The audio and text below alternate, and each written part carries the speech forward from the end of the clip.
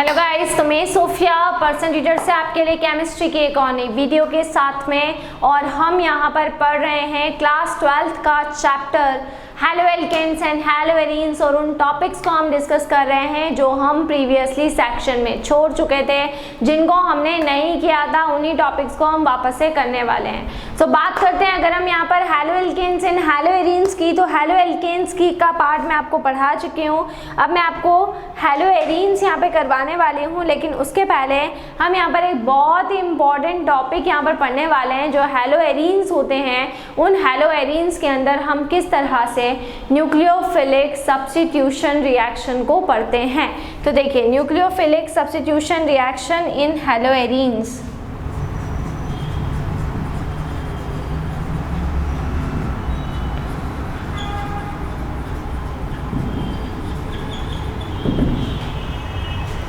किसमें पढ़ना है हमको? हेलो एरीन्स में पढ़ना है।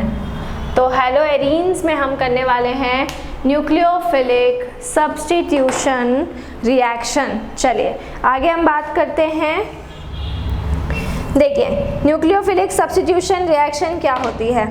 देखिए, आपको ये तो मालूम है कि कार्बन का और हैलोजन का बॉन्ड होता है, और हैलोजन की इलेक्ट्रोनेगेटिविटी बहुत ही ज़्यादा होती है। इसलिए जो भी बॉन्डेड इलेक्ट्रॉन होते हैं वो मैक्सिमम किसकी तरफ डाइवर्ट होते हैं? वो हैलोजन की तरफ डाइवर्ट होते हैं। तो कार्बन और हैलोजन का जो बॉन्ड होता है, उसमें से हैलोजन क्योंकि बहुत ही ज़्यादा इलेक्ट्रोनेगेटिव होता है, इसलिए मोस्टली इलेक्ट्रॉन हैलोजन की तरफ डाइवर्ट हो जाते हैं। और कार्बन कैसा हो जाता है? कार्बन हो जाता है इलेक्ट्रॉन डेफिशिएंट। और ऐसी कंडीशन में यहाँ पर न्यूक्लियोफाइल आकर कार्बन के साथ में बॉन्ड बनाते हैं, क्योंकि न्यूक्लियोफाइल क्या होते हैं?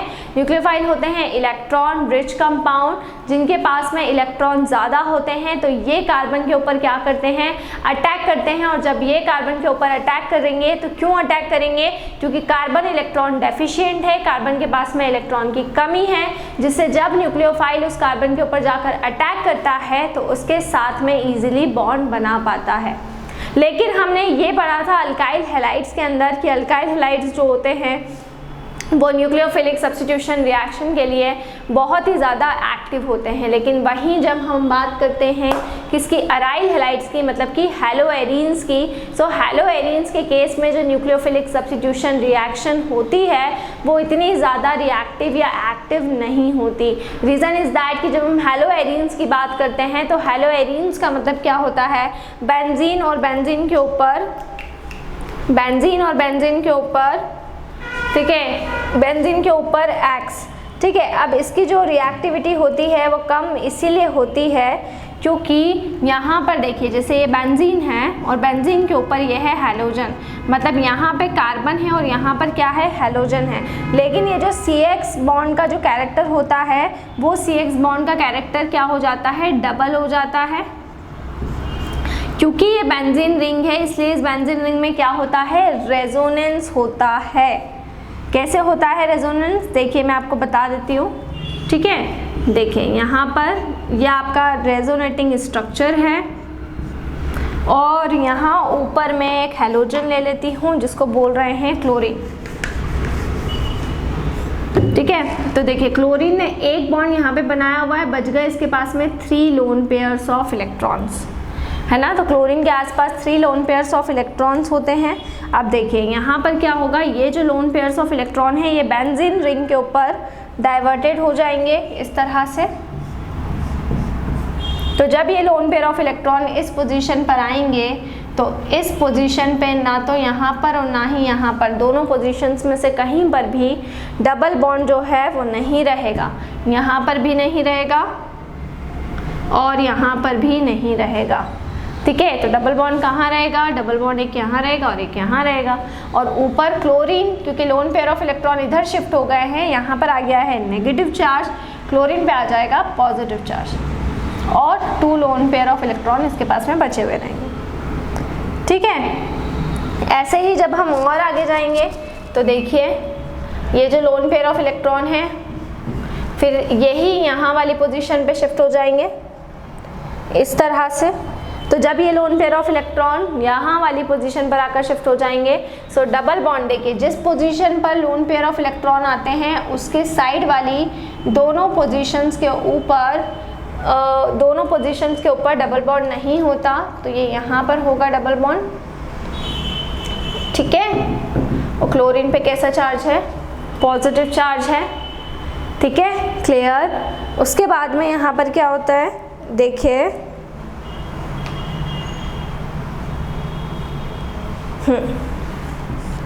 आगे हम बढ़ते हैं। तो नेक्स्ट में क्या होता है, ये जो लोन पेयर ऑफ इलेक्ट्रॉन है ये फिर एक पोजीशन छोड़ के वाली पोजीशन पे शिफ्ट होगा इस तरह से, ठीक है। तो डबल बॉन्ड कहाँ आ जाएगा, ना यहाँ रहेगा ना यहाँ रहेगा, तो डबल बॉन्ड एक यहाँ रहेगा और एक यहाँ पर रहेगा इस तरह से, क्लियर। तो इस तरह से जो भी लोन पेयर ऑफ इलेक्ट्रॉन है इसने एक कंप्लीट सर्कल कंप्लीट किया है। इन्हीं स्ट्रक्चर्स को हम कहते हैं रेजोनेटिंग स्ट्रक्चर, और इसी रेजोनेंस की वजह से जो हैलोएरिन्स की रिएक्टिविटी होती है न्यूक्लियोफिलिक सब्स्टिट्यूशन रिएक्शन के लिए, वो रिएक्टिविटी क्या होती है, बहुत ही ज़्यादा कम होती है। अगर हम ओवरऑल रेजोनेंस बताएं तो किस तरीके से हुआ है ओवरऑल रेजोनेंस,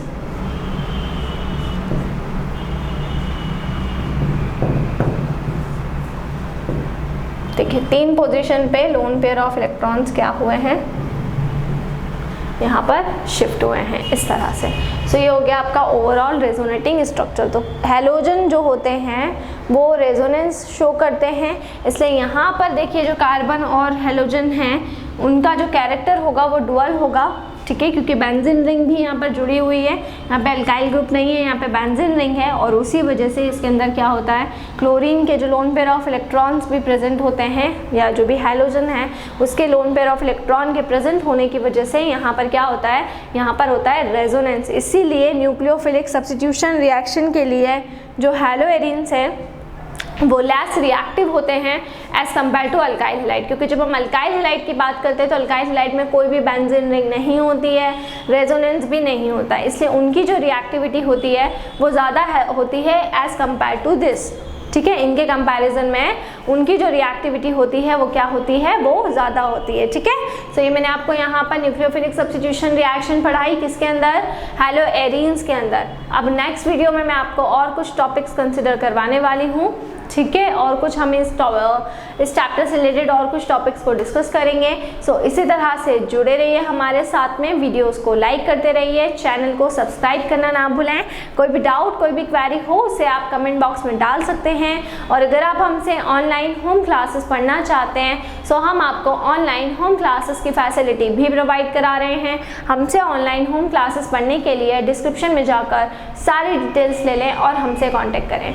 घर पर रहें, सुरक्षित रहें, बाहर ना निकलें, बहुत ज़रूरी हो तो ही बाहर निकलें। Stay home, stay safe and study hard. मैंने आपको क्लास 9th का पूरा केमिस्ट्री करवा दिया है, क्लास 10th के भी हमारे 2 चैप्टर्स हो चुके हैं, ठीक है, केमिस्ट्री के अंदर, तो वो आप वहाँ से पढ़ सकते हैं। आपको प्लेलिस्ट के फोल्डर में जाना है, केवल चैप्टर का नाम टाइप करना है, और जैसे ही आप चैप्टर का नाम टाइप करेंगे तो उस चैप्टर से रिलेटेड मेरी जितनी भी वीडियोज़ हैं वो सारी की सारी वीडियोज़ आपको वहाँ पर मिल जाएंगी, ठीक है, क्लियर। इसके अलावा उसके बाद भी कोई टॉपिक ऐसा छूट गया हो जो मैंने आपको नहीं पढ़ाया हो सो उसे आप कमेंट बॉक्स में डाल सकते हैं। So stay home, stay safe, study hard, बाहर नहीं निकलना है। बहुत सारे केसेस आ रहे हैं हमारे इंडिया के अंदर, तो जितना हो सके घर पर रहकर ही पढ़ाई करें, ठीक है। Thank you so much. Stay home, stay safe, study hard.